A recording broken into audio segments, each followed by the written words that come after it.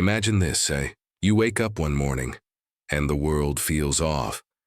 People around you aren't just acting strange, they've slipped into something darker, something irrational, as if logic itself has been erased overnight. At first, you tell yourself it's just a dream. But then reality sinks in. This isn't a dream. This is your life now. And the real horror? You start to wonder, am I the crazy one? Or am I the last sane soul in a world gone completely mad? Today, we're diving headfirst into that unsettling question, into the eerie, uncomfortable truth behind mass psychosis. How entire societies, whole nations can fall under a spell, a hypnotic trance of fear, blind obedience, and collective delusion. We'll uncover why it happens, how to spot it, and most importantly, how to break free before it swallows you whole. Stay with me until the very end, because the final insight, the one waiting for you at the finish line, might just change how you see everything, including yourself. But first, let's speak a brutal truth. Human beings like to imagine we're rational creatures, guided by reason and facts. We have science, philosophy, history, centuries of wisdom at our fingertips. And yet, again and again, we behave like frightened sheep chasing imaginary wolves. History doesn't lie. Empires didn't just crumble because of outside invaders. More often, they rotted from within, eaten alive by their own illusions, hysteria, and madness. This isn't new. In the 1600s, philosopher René Descartes warned that our senses could deceive us. But even he couldn't imagine just how far a whole society could deceive itself. Today, psychologists have a name for it: mass formation psychosis, a phenomenon where crowds of ordinary people lose touch with reality and get swept away by false narratives, emotional hysteria, or manipulative ideologies. But why? What causes this collapse of reason? The brilliant psychiatrist Carl Jung believed that when people lose meaning, when life feels empty, when spirituality, purpose, and identity crumble, they become vulnerable to mass suggestion. In that void, the herd offers comfort, belonging, safety. But the herd, as history shows us, is so often led by fear, by propaganda, by the desperate need to fit in, even when it means abandoning the truth. Look around at the last few years.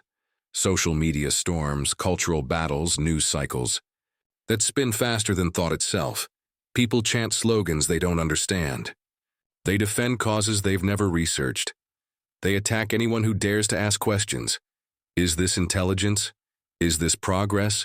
Or is this a civilization sleepwalking toward its own destruction? French philosopher Gustave Le Bon saw this over a century ago.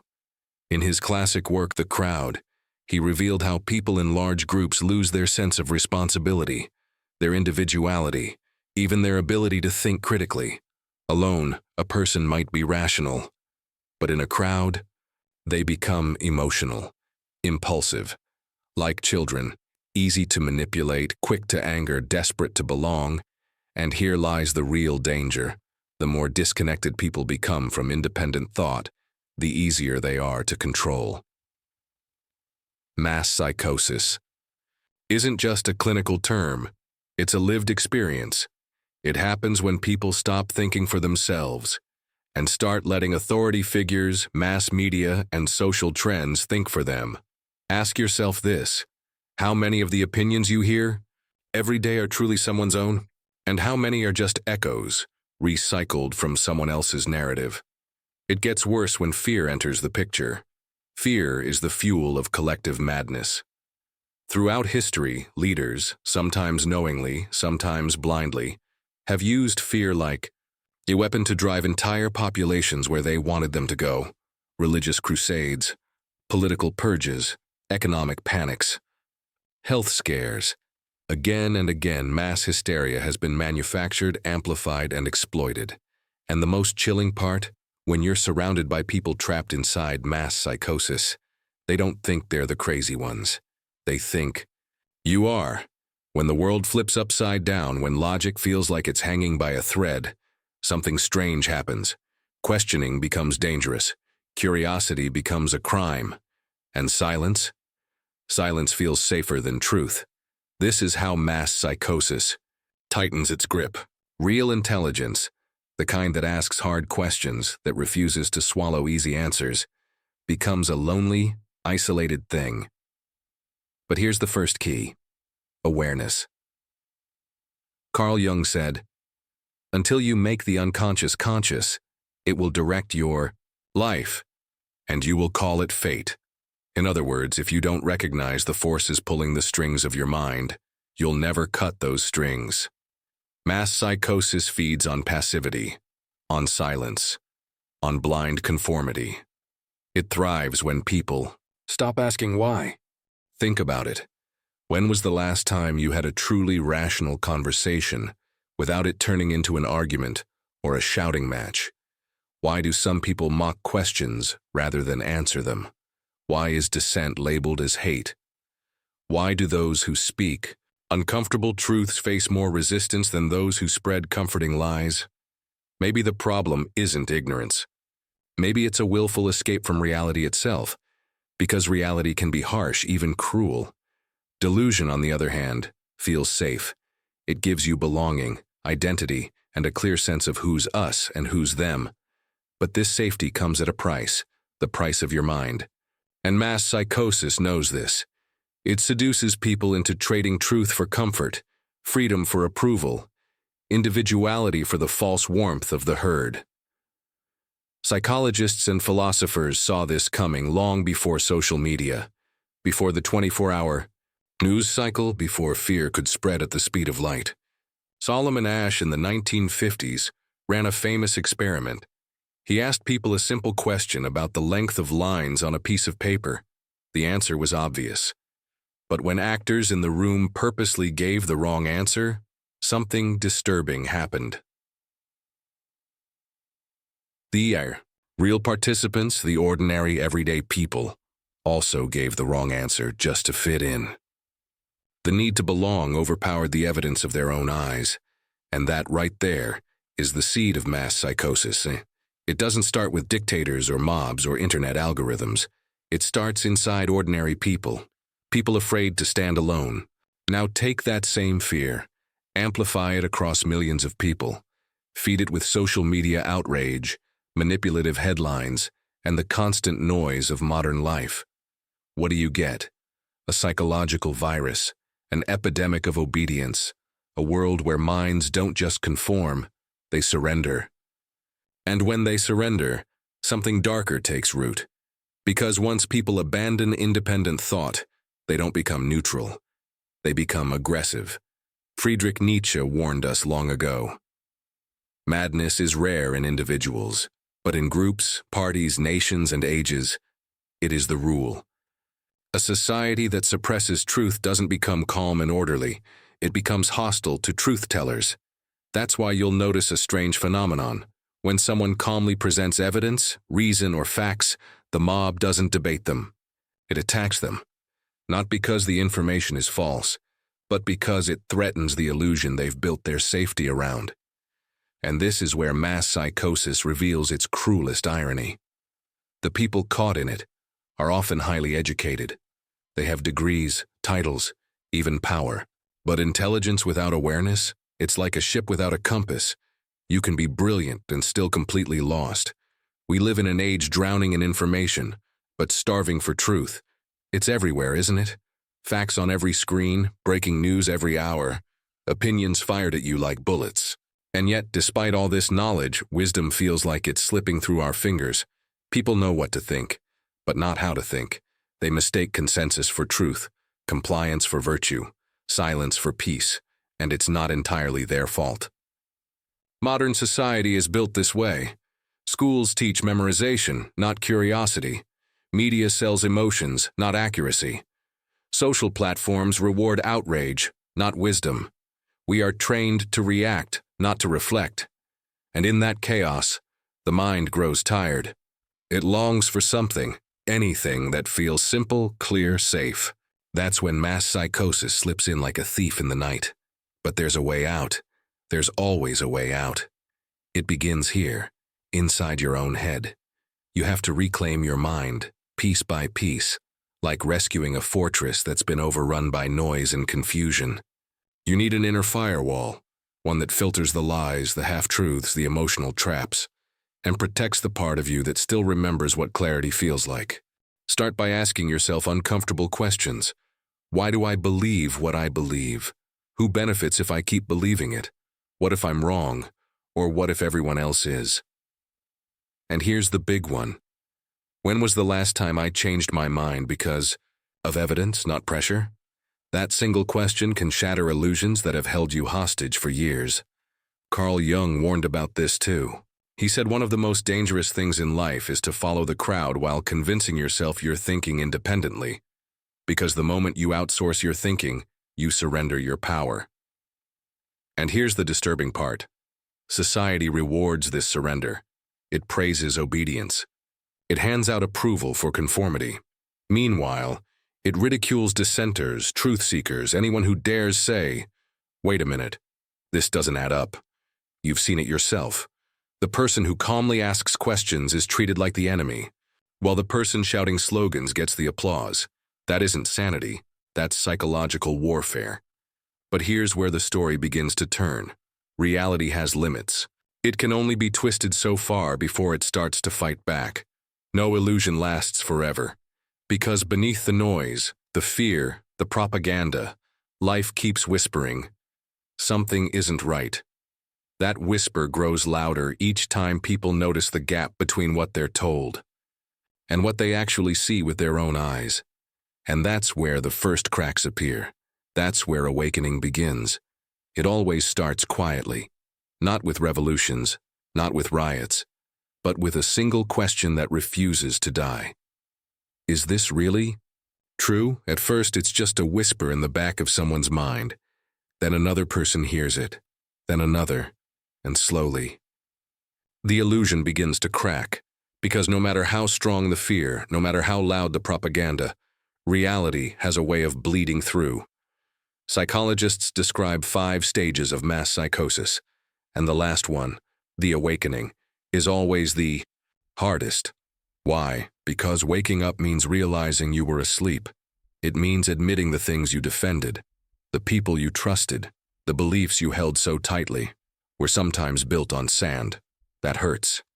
It shakes you to your core. But that pain, that's the price of clarity. Austrian psychoanalyst Viktor Frankl, who survived Nazi concentration camps, said those who endured were not the strongest physically, but those who clung to meaning, to something real inside themselves that the madness could not destroy. That's the secret. To escape mass psychosis, you have to anchor your mind to something deeper than popularity, deeper than public opinion. Maybe it's philosophy, maybe it's spirituality, maybe it's just a raw commitment to truth, even when it hurts. Because the truth does hurt at first.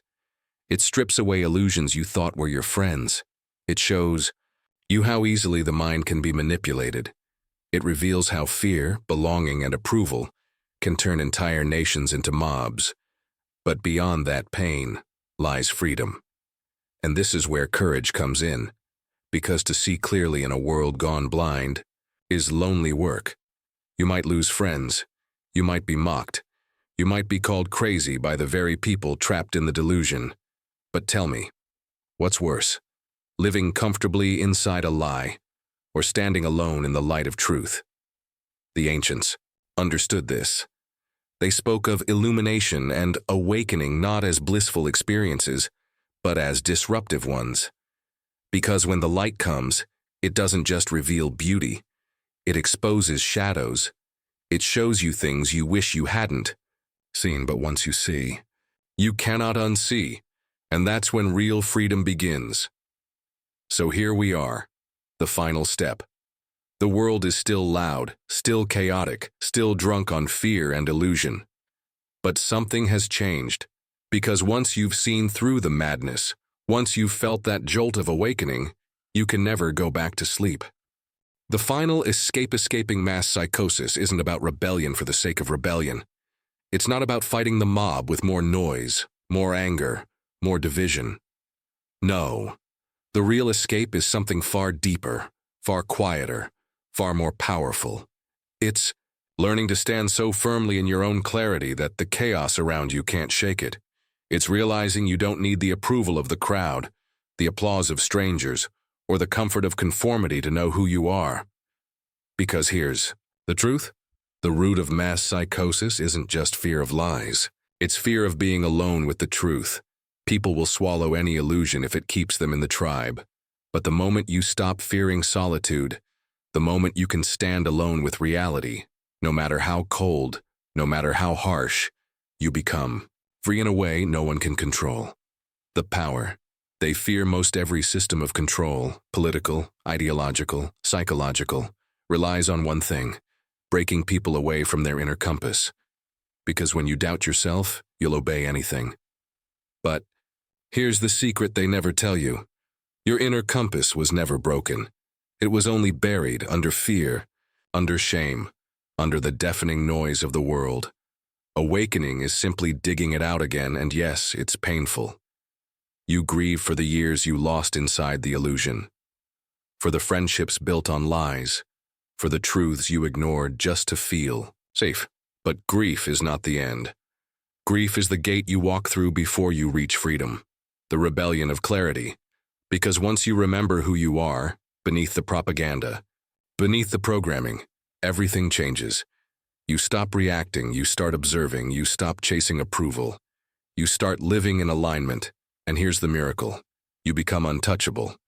Not because the world stops being insane, but because its insanity no longer owns you. You radiate something different, something rare, not noise, not hysteria, not outrage, but clarity. And clarity is contagious in a way fear never can be. The quiet revolution. The world doesn't change when one more person screams at the chaos. It changes when enough people stand so firmly in truth that the chaos can't move them. That's what every totalitarian system fears. That's why awakened individuals have always been mocked, silenced, or erased. Because one person living in clarity is more powerful than 10,000 living in confusion. And when enough people wake up, when enough people refuse to trade truth for belonging, the spell breaks, every single time. The choice is yours. So here's the final question. What kind of world do you want to live in? One where fear rules every headline, where mobs decide what's true, where silence feels safer than honesty? Or a world where individuals, awake, courageous, and free, stand like unshakable pillars no matter how hard the winds of madness blow? Because that world begins with you, with one choice, with the courage to speak your truth even when your voice trembles, with the strength to stand your ground even if you stand alone. The world doesn't need more clever followers. It needs conscious leaders, and maybe, just maybe, you are one of them. The last word, let the noise rage on if it must. Let the illusions dance for those still asleep. You have found something deeper, something they cannot touch. You have found yourself, and in doing so, you have already begun the quietest, most powerful revolution the world will ever see. In the end, mass psychosis is not just a story about societies losing their way. It is a warning about what happens when individuals stop thinking, stop questioning, and surrender their minds to fear and conformity. History shows us that illusions can control entire civilizations, but only for a time. Sooner or later, reality knocks on the door. The real power lies not in fighting the madness head-on with anger or rebellion, but in quietly reclaiming your own clarity, your own independence of thought, your own courage to see what is true even when it hurts. Because a world built on noise and hysteria only collapses when enough people refuse to play along. When they anchor themselves so deeply in truth, in inner strength, that no crowd, no mob, no propaganda can shake them. And that revolution, the revolution of the awake and the free, always begins within.